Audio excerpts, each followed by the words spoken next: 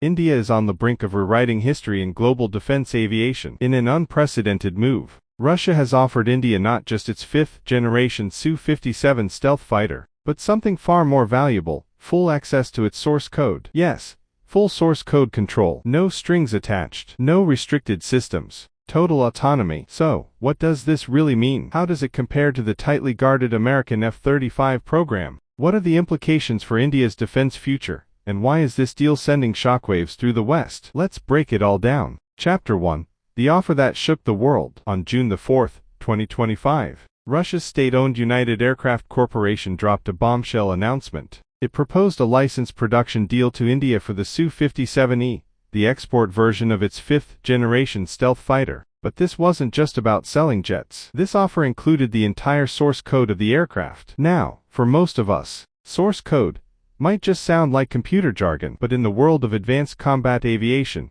it's the holy grail. It means India would have full control over every function the aircraft performs: radar systems, avionics, weapon interfaces, stealth protocols, everything. India could modify, upgrade, integrate indigenous or even third-party weapons without seeking permission. That's a level of trust and autonomy no country, not even the US, offers.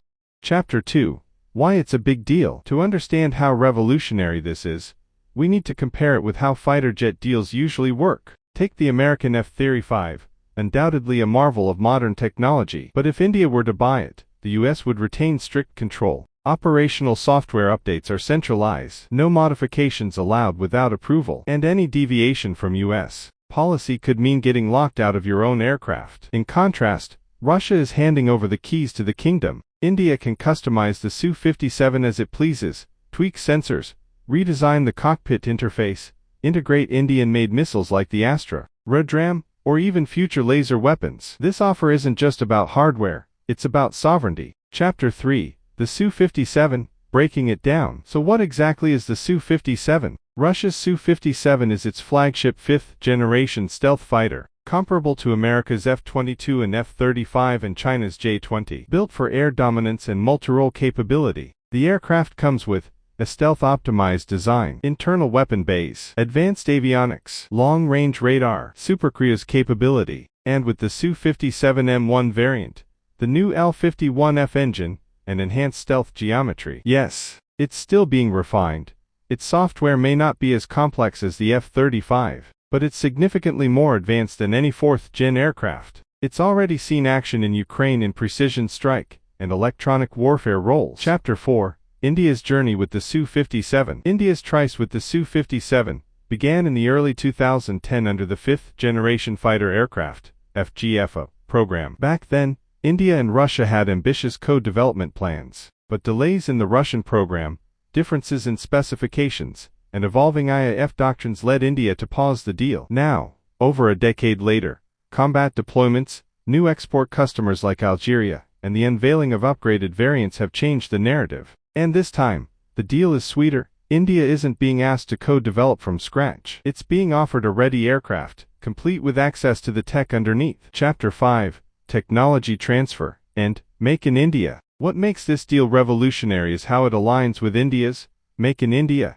and Atmanirbhar visions. Russia isn't just offering to sell jets, it's proposing a full production line in India. And not just assembly, actual manufacturing of critical subsystems, avionics, fuel systems, radar modules, control surfaces, software integration units. The deal includes the use of India's proven Hindustan Aeronautics Limited (HAL) facility in Nashik, the same plant that built over 220 Su-30 MKIs under license. And there's more. Russia is open to letting India integrate indigenous systems, such as India's gallium nitride-based AESA radar, a mission computer developed under the Super 30 upgrade program, Astra air-to-air missiles, Rudram anti-radiation systems. This would ensure interoperability with existing platforms and allow massive logistics and maintenance streamlining. Chapter 6. The delivery plan. Of course, setting up domestic manufacturing takes time. Russia plans to bridge this gap by supplying 20-30 Su-57Es directly from its Komsomolsk-on-Amur plant, allowing the IAF to immediately induct a fifth-generation capability. Meanwhile, the local line will scale up over 3 to 4 years. By then, India could be producing its own stealth fighters, fully customized to Indian needs, potentially even for export. Chapter 7. Strategic and Geopolitical Implications. This deal doesn't exist in a vacuum. The U.S. is watching closely, and not happily. Washington has already voiced concerns, offering the F-35 as a counter deal. But unlike the Su-57 offer, the F-35 comes with no source code, no weapon integration flexibility, and tight U.S. control. Not to mention political strings. India's past defiance of Western pressure, remember the S-400 missile deal, shows it prioritizes autonomy in strategic decisions. And with rising tensions in the Indo-Pacific, India needs its next-generation air dominance platform sooner rather than later. Also, this deal potentially boosts India's AMCA program. With Su-57 production tech, Indian engineers gain real-world experience that can fast-track AMCA's development and reduce reliance on foreign technology down the line. Chapter 8.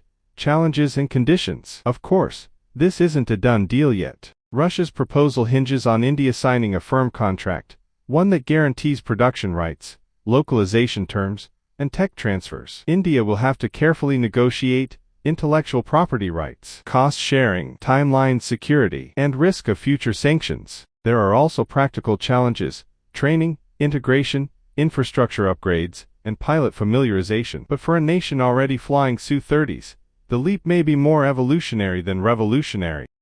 Chapter 9. Conclusion. In conclusion, Russia's offer of the Su-57E, complete with full source code and indigenous production rights, is nothing short of historic. It represents unmatched operational autonomy, major leap in defense tech for India, catalyst for domestic aerospace growth, and a strategic blow to Western dominance in fighter sales. If India seizes this opportunity, could become the first country in the world, outside Russia, to operate and modify a fifth-generation fighter with full freedom. The next few months could redefine India's place in the global aerospace arena. Stay tuned, because history, it seems, is about to take flight. Thanks for watching. If you found this video insightful, give it a thumbs up, subscribe for more defense and aerospace updates, and tell us in the comments, should India go for the Su-57 or wait for AMCA?